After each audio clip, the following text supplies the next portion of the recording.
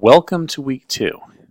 This week we'll extend off what we learned last week about variables, and we'll cover more about when the data type is a number or a float.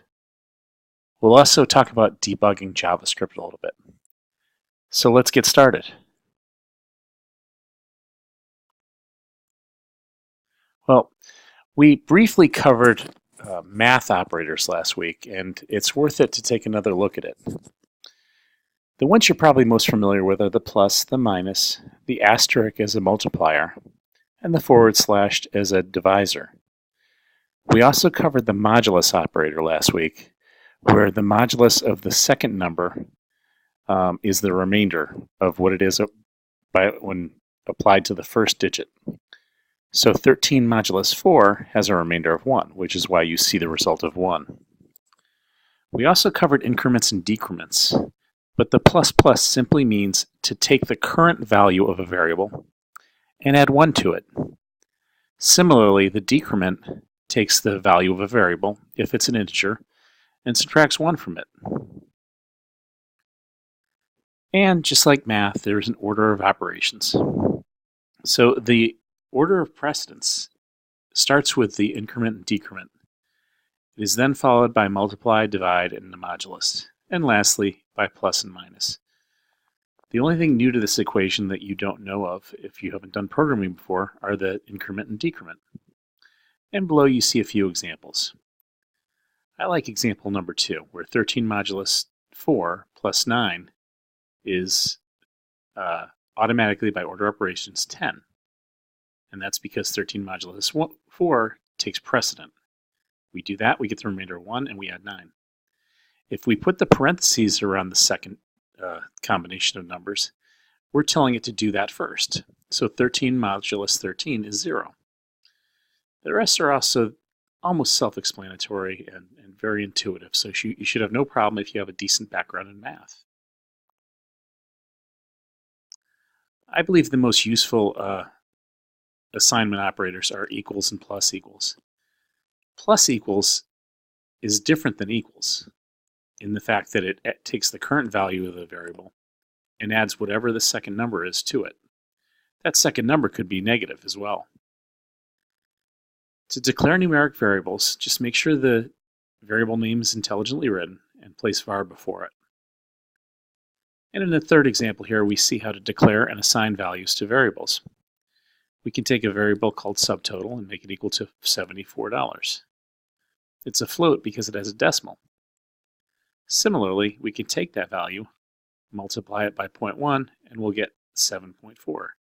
We can then put that in the sales tax variable. All these are to be used for later. Best practice is to be as explicit as possible when doing calculations. We'll see that in our homework assignment. This is an example of how to code compound assignment statements. So let's say hypothetically we have a variable that equals 74.95. When we do the plus equals, we take the current value and add $20 to it. That's why we'll get $94.95. Now there are 3 ways to increment a counter variable. The first one would be to make the variable equal to itself and then add 1. The second way is to simply use the plus equals assignment operator and take the current value of counter and add 1 to that value. And lastly, the incremental, where we just add 2 plus signs to the current variable's value. All 3 of these ways will add 1 to the current value of a variable. We talked about this in the lecture last week, but this is a very important thing. The concatenation operator for strings. The plus sign, when put between 2 strings, will simply put those strings together. Keep in mind that the strings, like the example 1, will recognize white space. So Ray Harris has a space in the middle. Also, months with a space and 20 would be a string, even though one of the elements that are getting added is a number. It doesn't have quotes around 120, but it is a string, and therefore the entire value of it concatenated is a string. This might be new to you, but escape sequences can be used in strings. Escape sequences are simply backslashes behind special characters that JavaScript recognizes. For example, the \n. It starts a new line inside a string. A new line is different than a break tag, as a break tag is HTML. A new line will simply take a new line and create it. We also have escape sequences for quotes. This is so we can put double quotes and single quotes inside strings. This is universal in almost every language as well. You'll see this again when you take other coding languages. So how do we declare string variables? Well, we showed you last week, but let's go ahead and create a variable called first name. We can concatenate that line with a comma. So I've declared two variables, first name equals Ray and last name equals Harris. By using the comma, the var will apply to last name as well.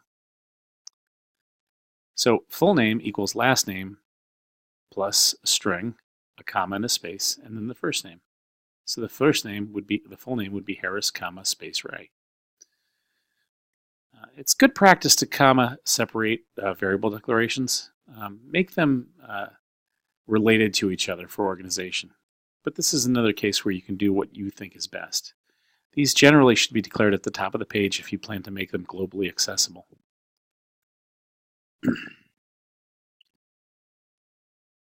This is concerning how to code compound assignment statements. So let's say we take the previous slide's example. With string data, we have the same declarations of a variable of Ray Harris. Then we can make a variable called full name that equals last name.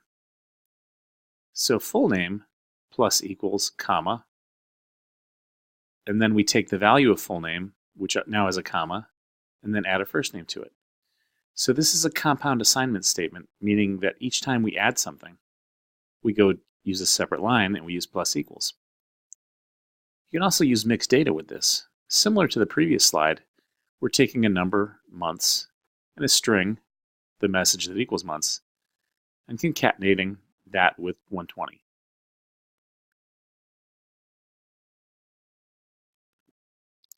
It's very common to use escape sequences in a string. In this case, we're going to use double quotes, and you'll see a \n between the name and the cannot. This would create a break in the line. Similarly, if I have a message variable that equals isn't, I'll want to escape the single quote so it's not interpolated as an ending of a statement.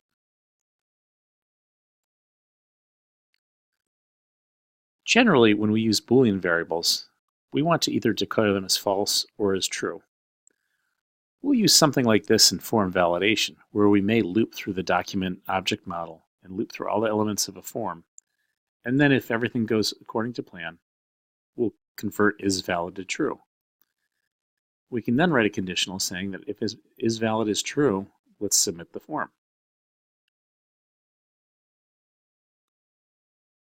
It's important to know that JavaScript interprets the plus sign in mixed expressions in different ways.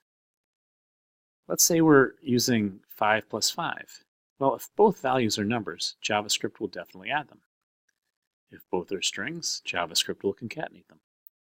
However, if only one value is a number and one is a string, JavaScript will convert that number into a string and then concatenate it. The important thing is, and this was shown in a slide previous, is that strings take precedence. JavaScript protects us from performing math when we don't need to perform math. And it wants us to be very strict when it comes to that. We have to make sure if we are using expressions that both are numbers. And we'll see that in this week's homework. Two of the most important methods taught in the reading this week and in our lecture are parseInt and parseFloat. Both of these methods ensure that a string will be treated as a number. So in front of you, you see an example that uses this method. Entry A equals prompt, enter any value. When we alert that, it'll be the value that the user entered. In this case, we have a default 12345.6789. When we parseInt, you'll see that it makes it into an integer. This is an example of chaining, where we have entry A and we make it equal to a prompt. We can simply chain change the value of entry A by putting parseInt in front of it. The following are relational operators. There's the double equals, which tests to see if something is equal to something. I mentioned it last week's lecture, but let me remind you that if you are testing for bool or false, try to use the triple equals. That'll speed up your code. That'll test to see whether the values that you are comparing are not only the same value, but the same type. The not equals is simply an exclamation point with an equal. We can test against something as well. The less than or equal to, the greater than or the greater than equal to. It should be pretty straightforward to you. This is an important error. The syntax of the global isNaN method. IsNaN will test to see if something is a number. So if I run isNaN around Harris, it'll return true, because it's not a number. If I were to run isNaN 123.45, if it's in double quotes, it may be returning true or false. Most often it'll return true, or return false, because it is truly not a number. But if you do isNaN after you do a parse float, you should always return true. And that's how we should be testing our calculations. This is about the logical operators and their order of precedence. The not operator is the exclamation point. There's also the and the or. Take a look at the examples on the right. By saying is not a number age, it means it's not is not a number, so it is a number. That's an important part of this. We need now to come to conditionals. We'll need to understand these for our homework. Basically, if condition is in the parentheses and statements are what are in the braces. So what you see at the top here is an if statement with two else ifs and an else. And here's a perfect example. If statement with an else clause. If age is greater than 18, alert you may vote. Otherwise, you're not old enough to vote. Well, what's important here is that age be a number, not a string. When age is a string, we have some problems. It might even equate as true depending on what the string is. So we have to ensure, using type of, that this is a number. So this is an example of an if statement with an else, an if else, and an else clause. So if a rate is not a number, we can alert an error message. Then we can check to see if it's less than 0 or greater than 12. Lastly, we can simply alert the rate. So what we're doing here is debugging. Debugging will be taught in the second part of this week's lecture. This is an if statement with a compound conditional expression. I'm saying if some user entry is not a number, or the user entry is less than 0, let's go ahead and have the user enter a valid number. This tests to see if a Boolean is true. If isValid is equal to true, then do something. If isValid, that would also test to see if something is true. Now, know that it's best practice to use 3 equals. This PowerPoint was taken directly from the Murak textbook, but it's important to know that with best practices you should be using the triple equals. This is a while loop.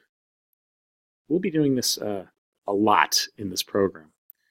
Basically, it's like an if statement, but it's while the condition of something exists.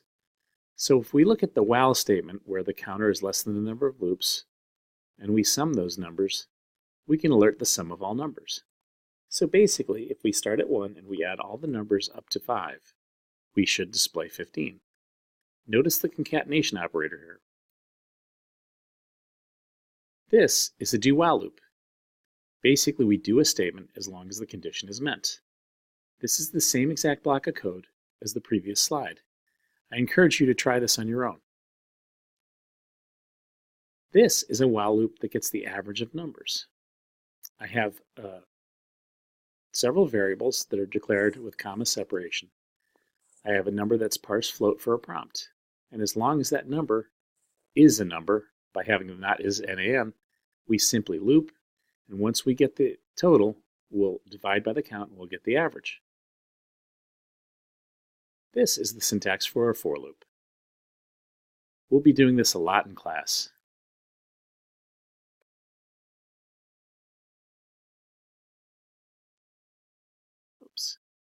The for loop here adds the numbers 1 through 5, similar to the do-while loop and the while loop that we just had. So in this case, we have 3 areas of the for loop. We have a starting point, which is counter equals 1. We have the increment expression at the end, and in the middle, we have as long as the number of counter is less than or equal to the number of loops.